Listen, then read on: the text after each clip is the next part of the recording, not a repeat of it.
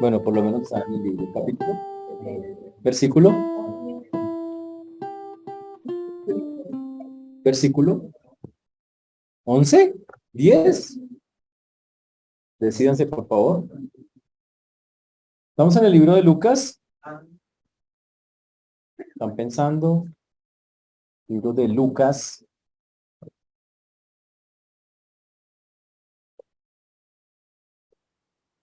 Estamos en el libro de Lucas, capítulo 7. Versículo. ¿No? ¿Todavía no? Entonces, mientras lo van pensando, recuerden que el libro de Lucas es un libro que recopila la historia. Lucas es un historiador, si lo quiere ver así, que coge todos los datos, averigua todos los datos de lo que fue la venida del Señor.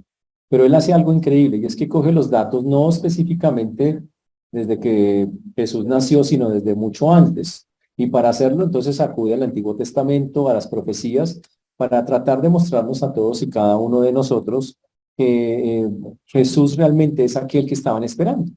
Entonces Lucas lo que hace es coger todos los datos y decir, mire, durante siglos, los judíos estaban esperando a un Mesías. Ese Mesías tenía ciertas características. Jesús cumple todas las características del que tenía que venir. Pero para que quede más claro todavía, Lucas dice, antes que venga Jesús, tiene que venir alguien que lo anuncie. Se llama el precursor en la Biblia, y ese se llama Juan el Bautista. Y Lucas nos narra la historia de Juan el Bautista, y efectivamente, como Juan el Bautista fue el precursor de Jesús. Significa que vino primero y que un día, cuando Jesús tenía 30 años, lo anunció públicamente. Lo que también hemos visto es que el Espíritu Santo trabaja tremendamente en la vida de las personas, y en el libro de Lucas vemos cómo trabaja desde Juan el Bautista, en el papá de Juan el Bautista, en la mamá de Juan el Bautista, cómo trabaja en el Juan el Bautista mismo desde el vientre, cómo trabaja también con María, la mamá de Jesús, cómo trabaja, una cosa espectacular. Y cada vez que el Espíritu Santo trabajaba, ¿qué ocurría? Ellos componían algo a Dios, le hacían una alabanza, le hacían, podíamos decir, le hacían un poema, una exaltación, lo glorificaban. Era una cosa increíble. Por eso cuando Juan el Bautista presenta a Jesús, ustedes se acuerdan porque es una escena de la Biblia muy vista en películas, no fue así como en la película, pero básicamente Jesús viene por el río Jordán, Juan está bautizando, y cuando Juan ve a Jesús, dicen, miren, allá viene el Cordero de Dios que quita el pecado del mundo. Entonces, cuando Juan le está diciendo eso a Jesús, Jesús se acerca porque dice, ese es el Cordero de Dios. Y obviamente el que le diga Cordero de Dios tiene una connotación espiritual. Significa el que se va a sacrificar, el que va a morir como un cordero por todos nosotros. Cuando él viene hacia acá, dice que, entonces Jesús le dice que él no soy, Juan le dice, yo no soy digno ni de desatar la correa de tu calzado. O sea, yo no puedo ni agacharme. O sea, no me des con nada contigo. Y él le dice, tiene que hacerlo. Dice, bautíceme. Y Jesús le dice, le obliga a Juan, bautíceme. Cuando la bautiza se abre el cielo y dice que baja el Espíritu Santo en forma de paloma. No era una paloma, ¿ok? En la película la paloma toda dientes, ¿no? Pero no es así, es en forma, como una paloma, no una paloma, como, parecido, ¿sí? Y se posó.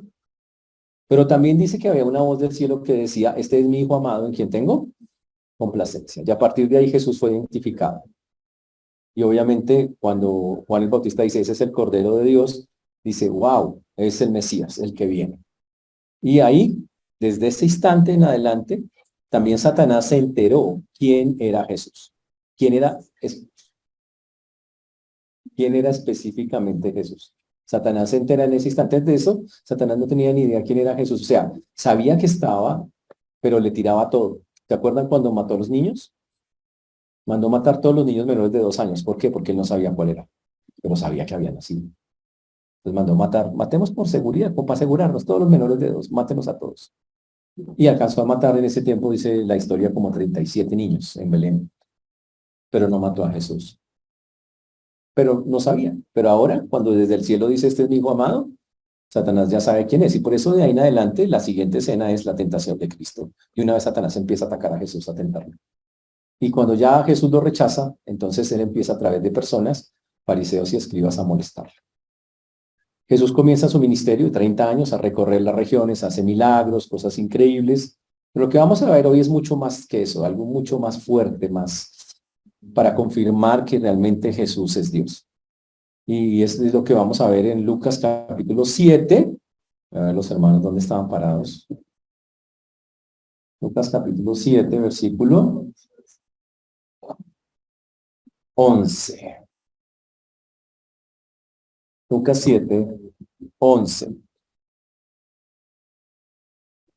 Que en sus textos debe decir Jesús resucita al hijo de la viuda de Naúm. Vamos a orar antes de comenzar poniendo este texto delante del Señor, pidiéndole que nos ayude para que podamos entenderlo y glorificar su nombre. Amén. Oremos. Señor Dios, te damos gracias por este tiempo, por todo lo que tú haces, Señor, gracias. Pedimos, Señor, que tú seas obrando en cada vida, en cada corazón, como solo tú, nadie más que tú lo puede hacer.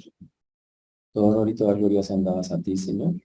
Rogamos, Padre precioso, que podamos tener claridad para hablar tu palabra. Te pedimos perdón por pensamientos, palabras o acciones que no te han glorificado. Pedimos que tú nos ayudes como solo tú, nadie más que tú lo puede hacer. Que seamos claros para poder expresarla, a que nada nos distraiga, Señor, que podamos estar atentos a tu palabra, aprender de ella con un corazón dispuesto. Ten misericordia a todos los que nos escuchan y de tu siervo quien habla en Cristo Jesús. Amén. Amén. Entonces el texto comienza, vamos a comenzar en Lucas 7:11. Recuerden que lo que ha pasado es que Jesús subió al monte de los olivos y al monte, subió a orar y cuando bajó escogió a 12 personas que fueron los apóstoles y les dio un sermón que hemos estudiado por meses que se llama el Sermón del Monte en Mateo y en Lucas se llama el Sermón del Llano, hablando del lugar donde hizo el sermón. El sermón era básicamente ame a su prójimo. Todas las maneras de amar al prójimo, no sírvalo si es su enemigo, sírvalo, perdónelo, ayúdelo, hasta préstele plata, decía el asunto. Hasta allá era el asunto. Decía, tiene que ayudarlo. Ese es el amor. Esa es la del amor de un creyente, de un ciudadano del reino. A eso es a lo que se refería el texto. Y entonces dice que lo haga de esa forma. Pero después de que sale eso, Jesús sigue recorriendo las regiones y lo que vimos la última vez fue que sanó al siervo de un centurión. Un pagano, un romano, uno que no era judío, pero que era seguidor de la religión judía, dice que le pidió el favor, mire, por favor, pero el tipo tenía tanta humildad que el Señor dijo que no había encontrado hasta ese momento nadie con tanta fe como ese hombre, porque dijo que sanara a su siervo sin ir a la casa de él, sin que entrara a su casa, porque él dijo, yo no soy digno de que entres en mi casa. Y el Señor dijo, nunca había encontrado tanta fe en Israel. Y eso que él no era un israelita. ¿Y qué hizo el Señor? Lo sanó a distancia para demostrar yo soy Dios. Pero esta todavía es mejor todavía, la que estamos viendo, la que vamos a mirar el día de hoy. Esto todavía es una escena mucho más fuerte, más clara. Dice el Lucas capítulo 7, versículo número 1. Por favor, si pueden ir allá todos en sus Biblias. Lucas capítulo 7, versículo 1. Lucas 7:1 dice, después que hubo terminado todas sus palabras al pueblo que le oía, entró en Capernaum. ¿Vamos ahí? Perdón, Lucas 7:11, es que ustedes me confunden, no, sean serios. Lucas 7:11, no. O por un 1, ¿ve? Disculpen, Lucas 7:11, aquí está. Aconteció que después que él iba a la ciudad que se llama Naín, dice el texto, después que él iba a la ciudad que se llama Naín, e iban con él muchos de sus discípulos y una gran multitud. Esta historia va a hablar de dos multitudes. Esta es la primera multitud que aparece en escena. Lucas 7:11. Primera multitud. ¿Qué es la multitud? Toda la que vio el milagro del Señor a distancia con el siervo del centurión. Toda esa gente, increíble, lo mismo que hoy, ¿no? Jesús salió de ni siquiera entró a esa casa. Recuerden que Jesús no entró a esa casa. Desde afuera sanó al siervo del centurión. Pero cuando salió de ahí, se le fueron detrás un montón de gente. Eso es lo que está diciendo el texto. Pero cuando hablo de irse detrás, dice que se fue a otra ciudad. En ese tiempo había muchas aldeas, las ciudades grandes eran pocas. Fue a otra aldea, un pueblo pequeñito que se llama Naín. Queda como a 10 kilómetros de donde Jesús estaba. Es relativamente cerca, se puede ir a pie. Pero increíble que se le fueron detrás un montón de gente. La multitud. ¿Qué hacía la multitud? Todos estaban, el Señor mire lo que hizo con el siervo del centurión, todos estaban como admirados de lo que él había hecho y se fueron detrás con él. Una cosa muy interesante hasta ahí. Y dice ahí que el versículo número 12, 7, Lucas 7, 12, ahí está, vamos a mirarlo allá. Cuando llegó cerca de la puerta de la ciudad, he aquí que llevaban a enterrar a un difunto, hijo único de su madre, la cual era viuda, y había con ella mucha gente de la ciudad. Y ahora vemos otra multitud, la segunda multitud. Pues la primera multitud va con Jesús. Ahora, ¿cómo va la primera multitud? Feliz. Jesús está haciendo cosas increíbles, todos están contentos. Jesús y todos. Obviamente hay que recordar que la gente seguía a Jesús, pero muchas veces no por las razones correctas. Hay gente que, igual que hoy, mucha gente que sigue al Señor solo porque quiere que le haga un favor, que le sirva para algo, la palanca. Es una palanca, pero no es alguien que de verdad amen o con quien se meta. Y de esas personas que lo están siguiendo en esa multitud en el que va Jesús, muy contentos, seguramente muchos no eran de verdad creyentes en Jesús, solo eran gente que quería favores, seguir disfrutando de los favores de Jesús. Jesús daba pan, imagínense eso. Es donde hay comida, la gente se va detrás. ¿Se han dado cuenta? Es tremendo. Y efectivamente dice el texto que entonces estas personas van ahí. Entonces ahora imagínense la escena. El pueblo es chiquito. Naín es una aldea que tiene, por decir algo, 10 cuadras. Más chiquito. Es un barrio para nosotros. Pero en ese tiempo era una aldea que quedaba cerca a ciudades grandes y la gente estaba ahí. Entonces Jesús va con toda la gente por decide ir por esa ciudad pasando, camino a Nazaret, y cuando va pasando se encuentra que en un cruce con otro cortejo, pero totalmente diferente.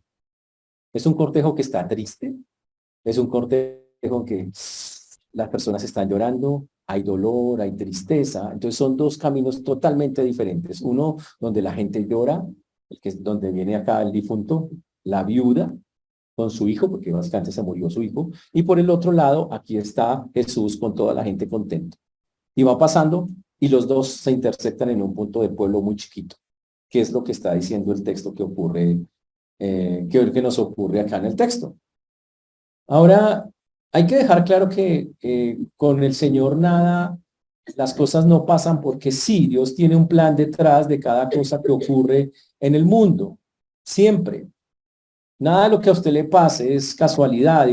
Es más, usted puede tomar malas decisiones y Dios dice, yo sé que la tomó, pero voy a usar eso para de alguna manera atraerlo hacia mí. Siempre, increíblemente, todo lo que pasa, incluyendo lo malo, Dios sabe cómo utilizarlo para atraerlo a usted a sus cosas, lo malo.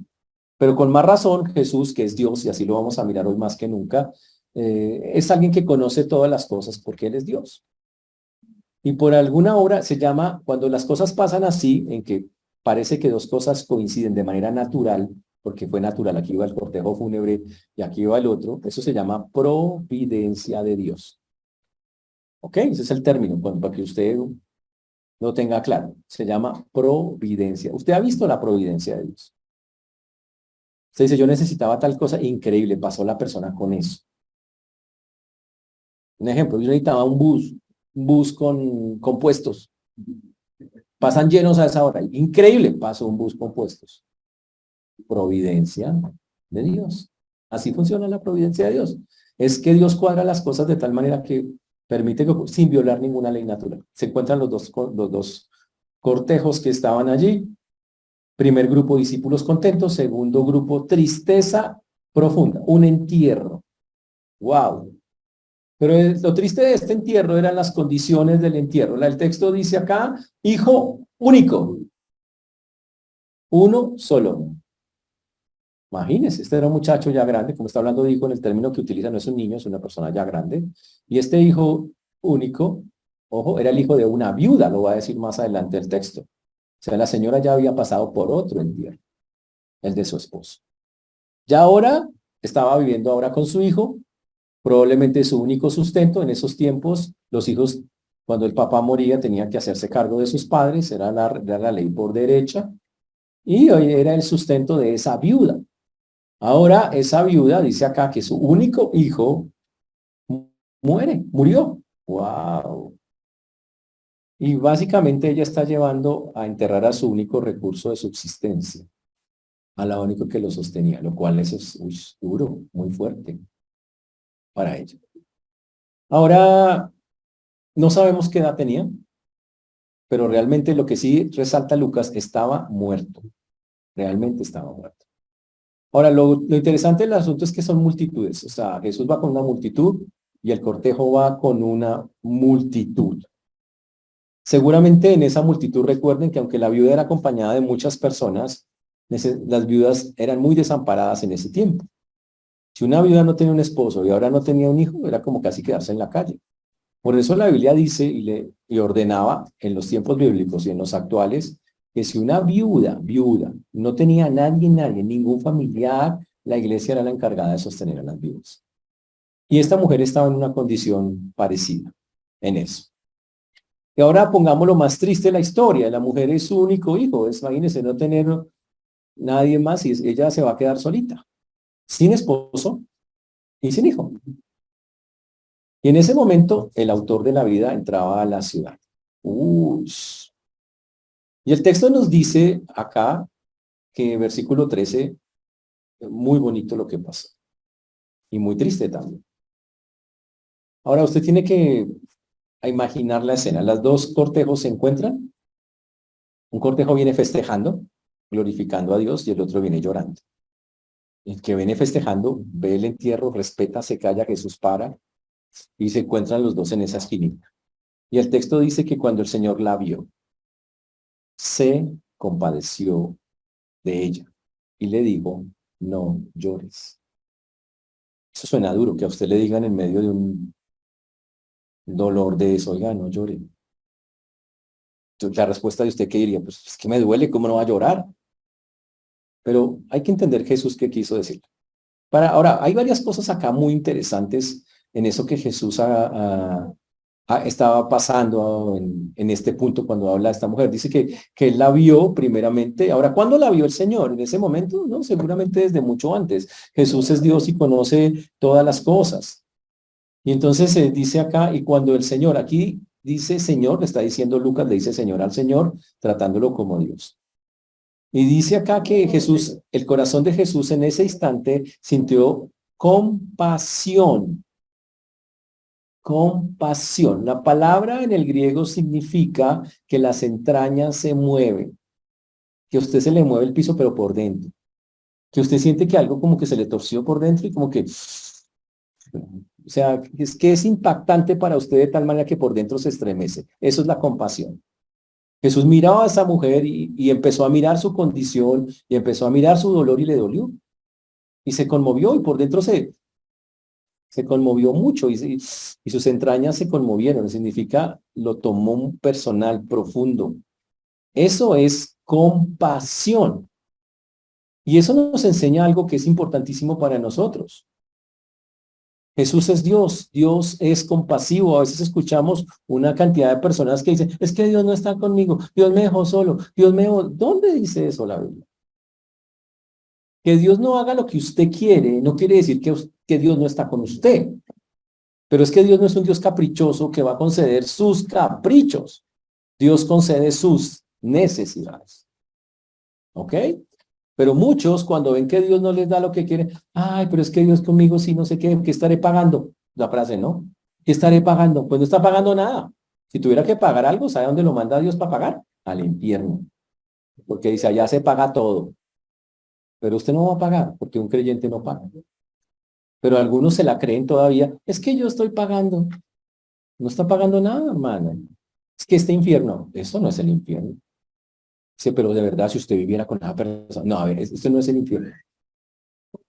Ese no es el infierno. Yo sé que usted dice, pero en serio, para usted lo conociera, la conociera. Ese no es el infierno. El infierno es un lugar de tormento constante. Este lo puede atormentar a ratos, pero constante, así, no exagere. El infierno es un lugar, y ese es el punto. Jesús es alguien que viene a que las personas no vayan al infierno. A que sin importar si viven aquí en la tierra, lleven una vida, así sean que vivan con personas difíciles, una vida que puedan glorificarlo y estén tranquilos y estén en paz. Ese es Dios. Ahora, cuando el Señor está acá y se le mueven las entrañas, dice que Él se compadeció. La pregunta es, ¿quién le dijo a Jesús que fuera donde la mujer? Nadie. Nació de su propio corazón. La mujer no le dijo, venga, Señor, ayúdeme. Ni siquiera la mujer le pidió ayuda. Nada, la mujer se quedó callada. Ella no pidió nada. Ella estaba en su tristeza, muy dolida por el hijo que estaba enterrando, totalmente dolida. Y Jesús vio su corazón dolido, su corazón triste y dijo, venga, porque Dios es un Dios misericordioso, compasivo. Por eso nunca tilde a Dios de que Dios es un tirano que no entiende lo que usted siente. Él entiende todo lo que usted siente. Otra cosa es que para cada uno de nosotros Dios tiene un plan distinto y va a tratar diferente con lo que usted siente. Pero que entiende, lo entiende. Él sabe su lista, es de sus dolores, los tiene pero claros. Pero cuando ve a esa mujer, él solito, él decide por determinación personal ir a ayudar. Ahora, lo interesante aquí de la escena es que en ese momento Jesús es 100% hombre caminando en la multitud. Pero ahora ve a esa mujer y sin que esa mujer le dice nada, él es 100% Dios y siendo Dios entiende, ella está sufriendo, ha perdido a su hijo, tiene un dolor profundo y entiende y se conmueve. Quiere decir, Dios se conmueve. Ese es el punto. Pero aquí hay otra cosa más interesante. La mujer no tiene ninguna fe en Jesús. Ninguna. No dice, oh, glorioso Jesús, ayúdame ahora. No. Ahora lo está viendo. Y Jesús se paró por respeto porque se interceptaron los dos y Jesús paró acá. Y ella apenas está ahí pasando con el cortejo. Pero ella ni lo conoce, no tiene fe en él, no sabe, apenas escucha a la multitud que viene con Jesús que dice, ese es un profeta, es un Dios, ese es un hombre poderoso, es un profeta poderoso. Eso es todo lo que ella sabe, no sabe nada más. Pero ella no entiende que él es, quién es él, ni qué hace, ni de dónde viene. O sea, esa mujer no tiene fe. O sea, lo que va a hacer Jesús no lo hace por la fe de ella. No lo hace porque ella, ay, qué fe tengo tan grande en él. No, nada. Él ni siquiera la está pidiendo. Esto lo hace el Señor porque así es Dios. Dios hace salir el sol sobre los buenos y sobre los malos. Y Dios cuando tiene que tener misericordia de quien quiera, lo hace, del bueno y del malo. Ese es Dios. ¿Está claro eso? Y ese día el Señor, viendo eso, tuvo misericordia. Quiso, le nació tener misericordia de esa persona y acudió a ella, sin que ella abriera la boca, porque ella no abrió la boca. Él solo vio un muerto pasar con una viuda. Eso fue lo que vio. Y con eso fue suficiente. Él, su corazón lo entendió.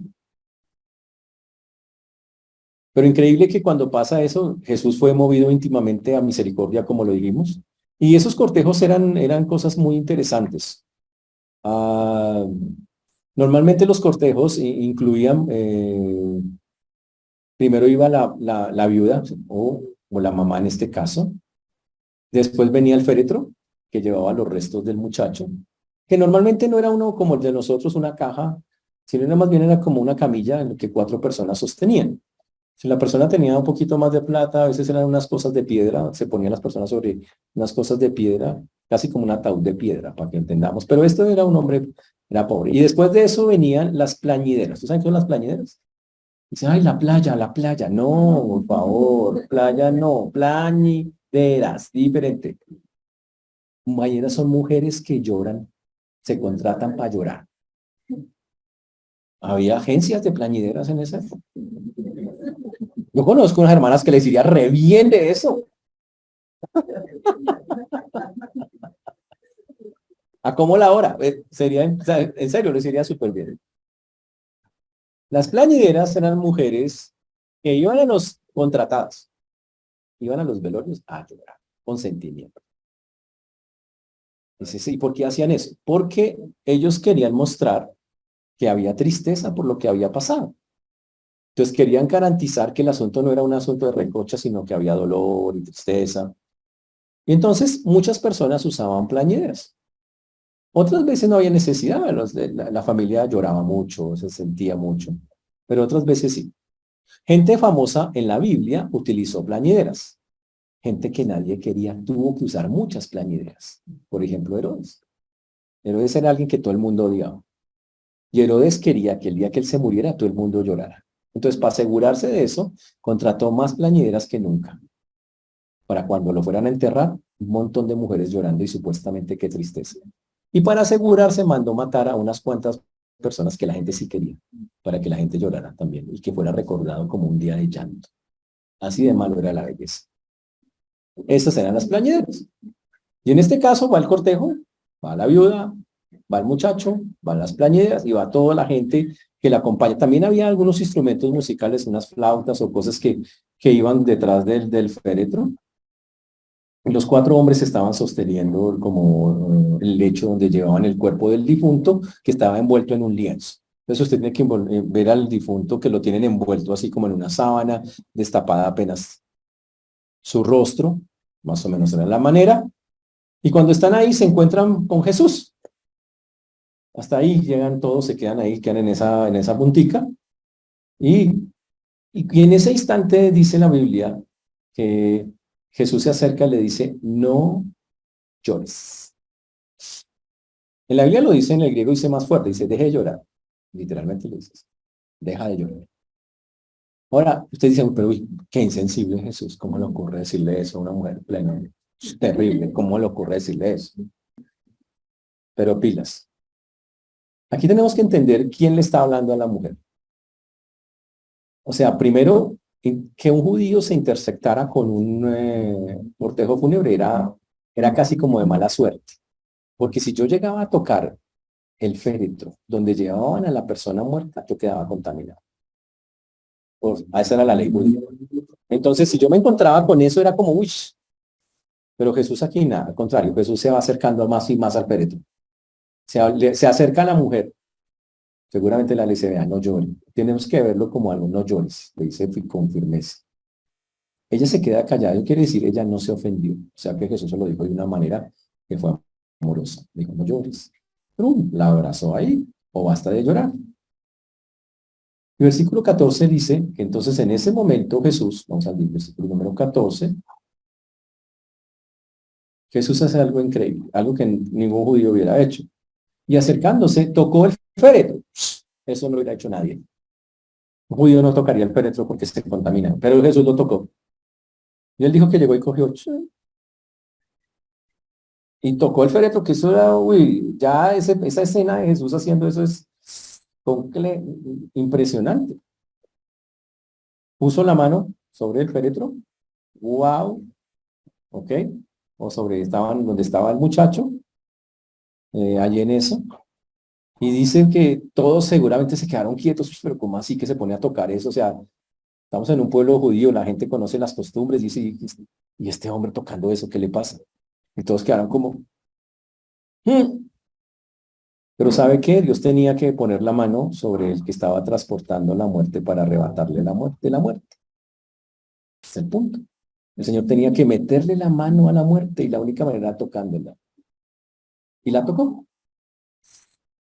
Más aún, Jesús se pone a hablarle al muerto. ¿Se le ha hablado a los muertos? Yo sé que algunos lo han hecho. Que no, yo voy a la tumba y tengo charlas con él y con ella y algunos han hablado con los, o lo hacen en esa manera, como contándole cosas, como si los muertos escucharan, como si los muertos oyeran, o más aún, como si los muertos pudieran hacer algo al respecto. Sabemos humanamente que eso no es posible, ¿cierto? Los muertos no escuchan y menos obedecen. Pero, ¿qué pasa si el que te habla es el que te creó? Eso es otra cosa. Y Jesús, usando su omnipotencia, o sea, siendo Dios, eleva la voz. Y lo dice.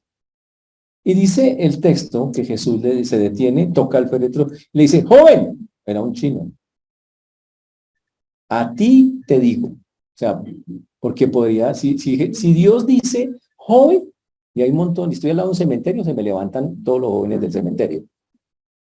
Dice, joven, a ti, a este, no a otro, te digo, levántate. Eso es una cosa, como si los muertos lo oyeran. Y más aún, como si un muerto le fuera a obedecer. Pero como es Dios, los muertos lo oyen y los muertos lo obedecen. Eso es lo que lo hace Dios. Y eso es lo que va a ocurrir acá. Jesús va a demostrar con esa frase y con lo que pasó después que Él tiene poder sobre la muerte. Él puede levantar a los muertos. Él es el que nos da la vida. La Biblia dice que Él es el sustentador de la vida. Y dice que le dice al joven, levántese. Al muerto, claro está, le dice que se levante. ¡Wow! En pocas palabras se traduce, resucítate. Vuelve a la vida. Estás muerto. Vuelve a la vida. Uy. Y cuando ese muerto para nosotros oyó la voz de la autoridad divina, en medio de ese silencio que todos estaban ahí expectantes, todos, ¡ah! Ocurrió lo increíble. El muerto sí oyó y el muerto sí obedeció. O sea, el muerto se levantó, resucitó. Eso es algo increíble, increíble. Y usted dice, pero pastor, otras personas en la Biblia también se murieron y resucitaron. Claro, Lázaro, el más famoso de todos. ¿Quién lo resucitó? Jesús también.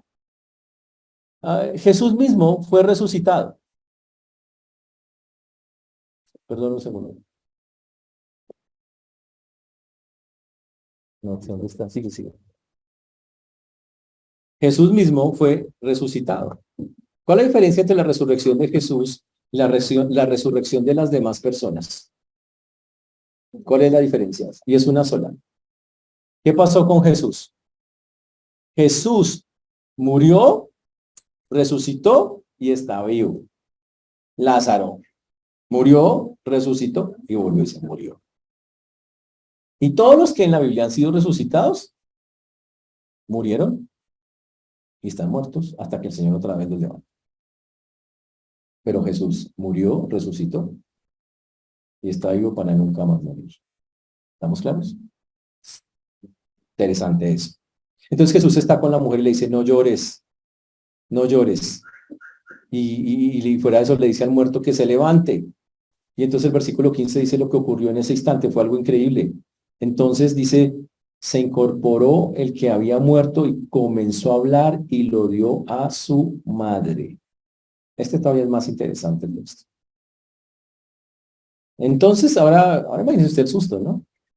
Se está ahí al lado, Jesús dice, joven, levántate, a ti te digo, levántate. Y de pronto eso que está envuelto ahí se dobla así. Dice, hola, ¿cómo están?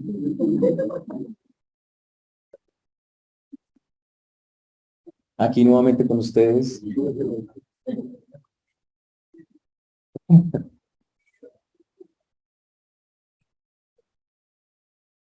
Madre, qué susto tan bravo.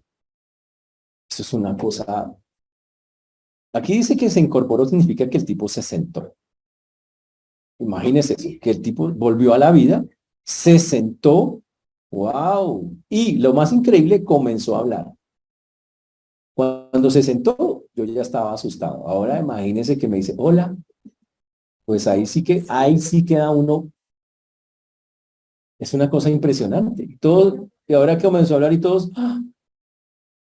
¿Qué sería la primera palabra que dijo? Tengo hambre. Bueno, ustedes hubieran dicho, ¿dónde está mi celular?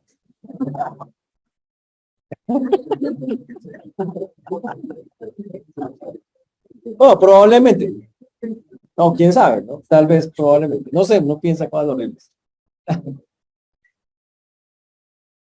Pero lo increíble de esta historia es que el muerto volvió a la vida, porque el que sustenta la vida le devolvió el alma al cuerpo. Y con devolverle el alma al cuerpo le devolvió el movimiento y le devolvió las palabras, le devolvió todas sus funciones para que pudiera hacer. Y eso solamente lo puede hacer Dios. La escena es muy bonita porque Jesús está ahí conmovido primero por lo que pasa, le dice a la viuda que no llore. ¿Sabe por qué le dijo que no llorara? Porque él sabía lo que iba a hacer, porque estaba seguro qué es lo que iba a hacer y cuál iba a ser el resultado. Y por eso le dijo, tranquila, en pocas palabras le dijo, tranquila, no llores, esto se va a solucionar. Y le creyó, y la viuda se quedó callada esperando qué iba a pasar y seguro no imaginó lo que iba a pasar. Pero ahora su hijo está ahí y Jesús está al lado de él porque Jesús es el que lo toca. Entonces Jesús coge al muchacho y le dice, madre, ahí está tu hijo. Y se lo entrega en la mano. Uy, eso es una cosa fantástica de la Biblia. El texto lo dice. Dice, y lo dio a su madre. Él dijo, Yo no quiero prolongar el tiempo que usted está lejos de su mamá. Tienen que estar juntos y pum, se la devolvió. Y lo dejó con él. Ah, eso quiere decir que el Señor tiene el control sobre la vida de cada uno de nosotros y sobre la muerte. Eso quiere decir que usted no se va a morir antes de tiempo. Y usted debería entender esa verdad. Usted no va a morir antes de tiempo. Hay personas que se asustan mucho con la muerte. Un cristiano no se asusta con la muerte. Para el cristiano el morir es ganancia, dice la Biblia. Para nosotros no debe ser un susto que usted se muera. Si a usted alguien le dice, muérase, ojalá se muera. Qué bendición. Sí, qué bendición. Pues claro, porque si yo estoy en Cristo y yo me muero, yo sé a dónde voy. Es que bendición, dígamelo, muérase, listo, gracias, qué bendición, gracias. No es una ofensa. Pero algunos todavía tienen miedo, pero no tienen que tenerlo, porque la verdad la Biblia dice que lo mejor que puede pasar es que estemos en la presencia del Señor. Lo que el Señor ofrece es algo que se llama vida eterna. Usted se muere acá, el día que muramos todos, cualquiera de nosotros, eso es algo que está muy claro en la Biblia, vamos a estar en la presencia de Dios, vivos, no muertos. Ahora, quiero preguntarle, ¿le teme usted a la muerte? No debería hacerlo. Más bien debería estar tranquilo de que quien tiene el control de su vida, maneja la vida y la muerte, y que como usted ya se entregó a él, le queda la opción solo de la vida, no de la muerte. Usted seguirá vivo por siempre. Se llama vida eterna. ¿Ya cómo va a llegar eso? Ya les cuento. Permítame termino acá. Dice que, versículo 16, y todos tuvieron miedo, dice el texto. Versículo 16, y todos tuvieron miedo y glorificaban a Dios. Voy a ponerlo ahí para que ustedes lo vean. Dice el texto, y todos tuvieron miedo y glorificaban a Dios, diciendo, un gran profeta se ha levantado entre nosotros y Dios ha visitado a su pueblo. Aquí viene la parte triste de la historia. La historia es muy chévere, pero también es muy triste. Primero el susto, ¿no? Todos tuvieron miedo. Miedo aquí significa que por dentro se estremecieron. La palabra significa estremecerse por dentro. Qué susto tan tenaz. Pero eso fue unos momentos. Después de que se calmaron y vieron a ese chino hablando. Empezaron a ver a ese hombre hablando ahí. La Biblia dice que empezaron a glorificar a Dios. Significa que toda la multitud, ya no solo, ahora las dos multitudes antes estaban diferentes, ahora hay una sola multitud diciendo una sola cosa. Gloria a Dios. Señor, gracias. Señor, tú eres poderoso. Ojo, pero glorificaban no a Jesús, glorificaban a Dios. Ellos entendieron, y eso fue bueno, que el que había hecho el milagro era Dios, a través de Jesús, pero era Dios. ¿Ok? Y hasta ahí, súper, excelente bíblico eso. Pero lo que sigue no tanto. Y empezaron a decir cuando glorificaban a Dios, un gran profeta se ha levantado entre nosotros. ¿Cómo un gran profeta? O sea, ¿solo un profeta? ¿Un simple profeta? Antes había dicho profetas, y ahí viene el punto. Antes le decían a Jesús maestro. Aquí lo elevaron de rango y le dijeron profeta. Pero resulta que Jesús acaba de hacer algo que solo puede hacer Dios. O sea, lo bajaron. Y dice, ¿por qué eso? ¿Por qué no entendieron? Porque así es el corazón humano. Dios puede hacer cosas extraordinarias, Dios puede hacer cosas muy fuertes y la gente todavía no entender. Oiga, Jesús es Dios. Y no lo entendieron.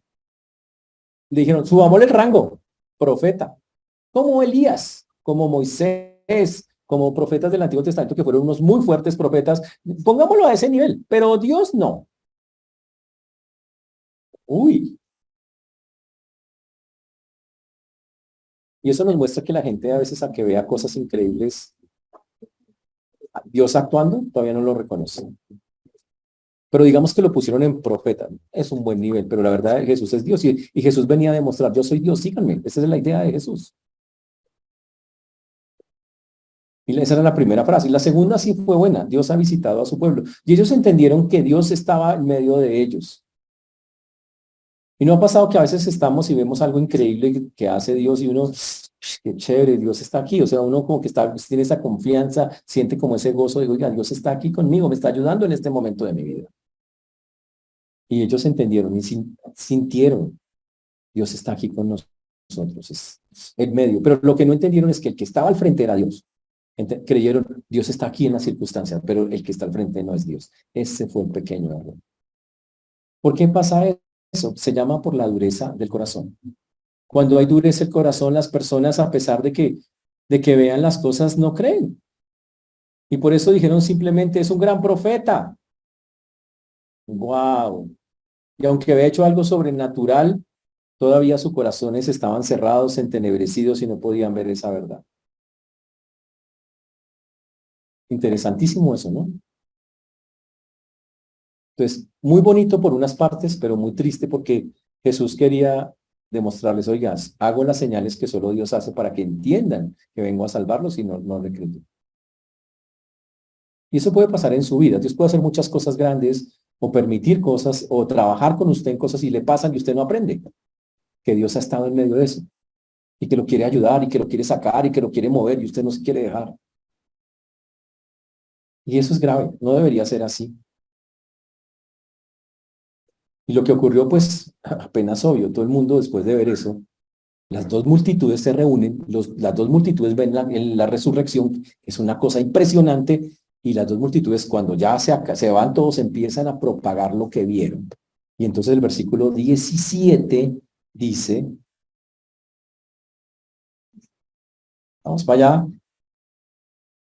y se extendió la fama de él por toda Judea y por toda la región de alrededor. Y dice que entonces los que no conocían a Jesús o sabían de Jesús ahora sí lo van a saber, porque todas estas personas cogieron y empezaron a regar el chisme o a llevar lo que había pasado a toda la región. Y todo el mundo supo que Jesús era un gran profeta. Y ya lo empezaron a reconocer no como un maestro, sino ahora como un gran profeta. Pero todavía no lo reconocen como Dios, ni como Salvador. Y eso es ceguera espiritual, no entender eso que pasa en la vida. Y es triste, es triste. Eso quiere decir que la popularidad de Jesús aumentó, que cada vez más gente lo conocía, pero también que cada vez más gente o lo amaba o lo odiaba, una de las dos. Y eso nos lleva a nosotros a pensar, ¿qué piensa usted de la muerte? Y usted debe pensar lo que dice la Biblia, no lo que usted cree. La Biblia dice que si usted entregó su vida a Cristo, el morir es de las cosas más increíbles que hay. Y de verdad, es de las cosas más chéveres y más bonitas que puede haber. Pero algunos todavía le tienen el amor. Pastor, yo no tengo miedo a la muerte, tengo miedo es cómo me va a morir.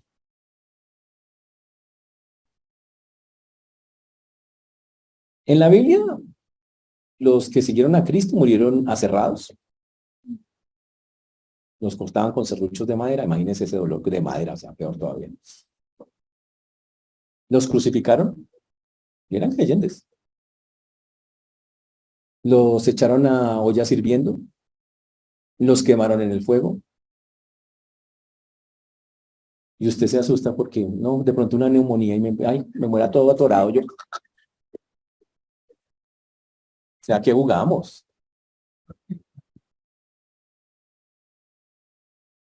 No importa cómo muera, la pregunta es si usted se muere, ¿tiene claro para dónde se va? La pregunta no se va a morir, usted se va a morir, usted se lo puede decir. Pero la pregunta es, ¿usted sabe si se muere para dónde va? Si una persona entrega su vida a Cristo, obtiene la seguridad de qué va a pasar después de que muera. Y yo sí quiero hablar de eso en estos minutos finales con ustedes. Si usted es una persona que entregó su vida a Cristo, que ya lo ha hecho, desde ese instante Dios le hace un regalo que se llama la vida eterna. Comienza en el instante en que usted dice, yo creo, deposito toda mi confianza en Jesús. Y ¡pum!, llega la vida eterna. ¿Y qué es la vida eterna? Una vida con Él. Usted está vivo, pero tiene una vida aparte de su vida normal que se mueve, Dios le dio la gracia, el regalo de la vida eterna. ¿Qué significa? Que llega un día, para algunos aquí se nota que el día se hace, no, que el tiempo está cerca para todos, el día está muy cerca, el día que nos toque, porque recuerden, Él es el dueño de la vida. Y el día que nos toque, ¿qué va a pasar? Dios simplemente recoge lo suyo y quiero explicar por qué. ¿Quién es el dueño de todos? Dios. Usted no es dueño de nada. El dueño de ustedes, de nosotros, es Dios. Dice, tengo mis hijos. Dios dice, son míos. Tengo mis papás. Dios dice, son míos. Se los presté. Y como son míos, el día que yo requiera recoger lo mío, lo recojo. Sea pequeño, sea mediano o sea grande. Yo lo recojo, es mío. Y lo puede hacer, pues claro, él es el dueño de la vida, es el dador de la vida, es Dios. ¡Wow! ¿En cualquier momento? Sí. ¿En qué forma? En la que él quiera. Pero más importante, sí. Él dice, yo soy la resurrección y la vida. El que esté que crea en mí, aunque esté muerto, vivirá. ¿Crees tú esto? Dice la Biblia. Entonces, si usted cree en Jesús, va a llegar un día en que la muerte física llega. Entonces se separa el cuerpo del espíritu. Cuerpo físico, el espíritu, el alma, se separan. Y se va a cumplir algo que la gente a veces hasta le gritó a usted. Ojalá se pudra en esa tumba. Y sí, me voy a pudrir en la tumba, obvio. Obvio. Normal. Es el proceso normal, me va a pudrir. Entonces a veces todos esos insultos son muy lógicos. Y no tiene nada ofensivo. Ojalá se pudra en una tumba. Pues allá no va a pudrir. Pero como soy cristiano, mi cuerpo se va pudriendo ahí. Pero mi alma, mi espíritu está con el Señor en ese momento. Está descansando. Descansando no se imagine usted allá en una nube dormir. No. Descansando es un estado de paz, de tranquilidad, de que estoy en la presencia de Dios, en espíritu. Hasta que suene una trompeta. El día que suene la trompeta, sea que usted esté muerto con el Señor en alma y espíritu, y su cuerpo haya ya el polvo, o sea que esté vivo y escuche la trompeta, que la Biblia promete va a sonar. Dice la Biblia, los muertos en Cristo resucitarán primero. Después, los que estén vivos en la tierra. ¿Resucitan? Sí. Significa Dios les da a los que están en el cielo, imagínense la gente que está arriba, y a los que están acá en la tierra. Los muertos en Cristo resucitan. Lo que queda de esa persona, los huesitos que quedan, empiezan a subir y Dios les regala algo que ha prometido en toda la Biblia. Un cuerpo nuevo para vivir la eternidad. Se llama un cuerpo glorificado. Eso es lo que Él promete. Y usted lo tiene a partir de ese instante. Si está muerto. Si está vivo, se está charlando, se está comiendo un helado. Cuando de pronto oye la trompeta, y la Biblia dice que usted sube y su cuerpo se desaparece. Y cuando llega a la presencia de Dios, porque es en una nube que viene el Señor, usted ya tiene otro cuerpo. El Señor se lo cambia por uno para vivir la eternidad con él también. Eso es lo que le espera a alguien que muera en Cristo, en el Señor. Por lo tanto, ¿eso es malo? ¿Eso es feo? Por eso el morir es ganancia. Eso es una ganancia impresionante. Pero hay que creerlo, hay que vivirlo. Usted tiene que decir, qué chévere, yo quiero. Por eso no le estoy diciendo que anhele la muerte. No diga, ay, me quiero ir ya, Señor, llévame. No, porque no lo va a llevar hasta que usted cumpla su papel acá en esta tierra. O sea que usted dice, pero me quiero ir rápido. Pues haga lo que tiene que hacer. ¿Se quiere ir rápido? Haga lo que tiene que hacer. Y cuando lo haga, Dios le dice, tome su paz y camine, vamos. Mientras tanto, no. Dios lo va a molestar, hágalo. Yo quiero que haga mi voluntad, hágale. Pero lo bonito de esta historia acá es que Jesús es la resurrección en la vida. Entonces usted y yo tenemos que tener la tranquilidad, el gozo, la felicidad de saber que no importa si morimos físicamente, vamos a seguir viviendo. ¿Se imaginan? Nos vamos a encontrar en el cielo. Bueno, me imagino eso. Y otra vez ustedes allá, no. Pero bueno, otra, eso va a ser increíble, porque allá nos vamos a conocer. Obvio, todos vamos a tener el mismo cuerpo glorificado. Allá no hay parejas. Entonces te prometo amor eterno. Ah, le mintió. Voy a llorar. Dígale, mientras esté vivo, de pronto, en la tierra, con el cuerpo, pero el resto, en el cielo no hay esas relaciones. Pero todos tendremos un cuerpo glorificado. Eso va a ser chévere. Y nos vamos a conocer. Pero no, pero con la mente de Cristo, no para, uy, usted sí, o sea, yo vería a algunos de ustedes y diría, si fuera con la, no, sin la mente de Cristo, diría, ustedes aquí, uff, Increíble la misericordia de Dios. Tremendo. O sea, si fuera con la mente humana, pero no va a ser así. Va a ser con la mente de Cristo. Con la mente de Cristo, wow, todo el que entregó su vida al Señor nos vamos a conocer, somos hermanos en Cristo. Y no hay ninguna distinción. Así es como la Biblia lo señala. Eso va a ser una cosa muy bonita, muy especial. ¿Qué tiene que hacer para hacer eso? Tener a Cristo, la seguridad. Tengo a Cristo en mi vida. Ya le entregué mi vida. Ahora, ¿cuándo le toca la hora? No sé. Dios tiene su hora para cada uno. No se asuste por eso.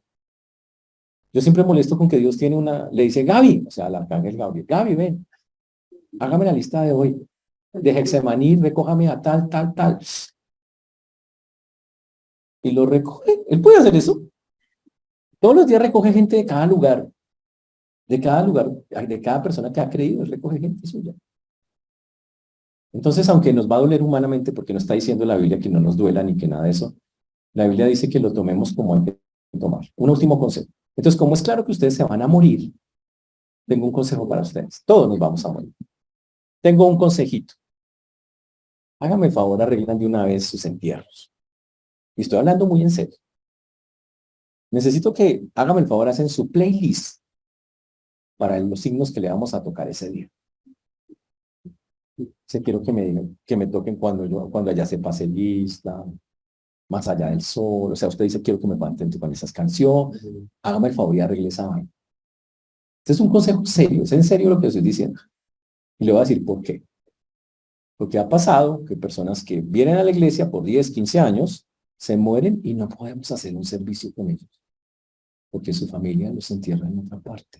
Porque ellos jamás se pusieron serios a decir, mi último deseo es que tenga un servicio cristiano para que me entierren. Pero como ustedes no pusieron serios en eso ni lo dijeron, entonces el resto de familia que no cree o no tiene esa confianza en el Señor, va y los entierra en cualquier parte y en cualquier forma. Y eso es porque ustedes no arreglaron eso. Eso se arregla antes de que se muera. Así que me hagan el favor y arreglen eso. ¿Ok? Otro consejito. Hágame el favor, si ustedes son papás, arreglen las cosas con sus hijos de qué van a dejar a cada uno. ¿Saben qué es de las cosas más tenaces que tenemos? Peleas entre hijos cuando se mueren los padres. Y agarrados, hermano, arregle eso, ¿qué le cuesta? Si quiere ponga una cláusula, se hace efectiva cuando me muera, no antes, está. Ya, listo, ya aseguró el asunto, nos matamos en eso. Y dejamos todo quietico ahí. Pero háganlo, son cosas que pasan y qué problemas tan tenaces entre los mismos hijos por lo que los papás no fueron claros en qué hacer. Eso se llama falta de previsión, mala mayordomía. Usted tiene que glorificar a Dios hasta en su muerte. Los funerales son uno de los lugares donde se puede predicar el evangelio. Ese día, los que nunca vienen a verlo, lo van a ver. Los que nunca han escuchado del Señor, van a estar ahí. Y por eso, usted tiene que dejar claro, quiero que ese día me canten, oren, hagan un servicio ahí, hablen conmigo. De eso se trata. Déjenlo clarito. ¿Está claro eso? Y si piensan en algo creativo también para hacer, yo voy a poner un espejo. Cuando vayan ustedes a mirar, el espejo dijo, ¿estás seguro dónde irás si te mueres hoy? Sí, para que ustedes mismos se reflejen ahí qué van a hacer al respecto. Pero el punto es, a la muerte no hay que tenerle miedo, ya no. Ya no. La Biblia dice, témale más bien al que puede mandar tu alma y tu cuerpo al infierno. Y el que puede mandar tu alma y tu cuerpo al infierno se llama Jesús como juez. No es el diablo, es Jesús como juez. Cuando no estás con él, él también dice, ¿no quieres estar conmigo? Entonces ahora soy tu juez. Si yo no soy tu salvador, entonces yo soy tu juez. Ese es el otro lado de la historia. ¿Estamos claros? Entonces, señores, al salir de acá tenemos que... Entonces este texto nos enseña que tenemos un Dios poderoso. Y recuerden esa frase que el Señor dijo, yo soy la resurrección y la vida. El que crea en mí, aunque esté muerto, vivirá. ¿Cree usted en el Señor? Va a vivir. Pero créalo y tenga tranquilidad. Y mientras llega esa hora que el Señor nos recoja, porque nos va a recoger, viva para Él. Sírvalo. Eso es lo que la Biblia pediría que hiciéramos mientras llega ese momento. Amén. Que el Señor nos ayude, hermanos, que entendamos que el Dios que tenemos es poderoso y que dependemos total, completa y absolutamente de Él para vivir. Amén. Pongámonos de pie, vamos a orar.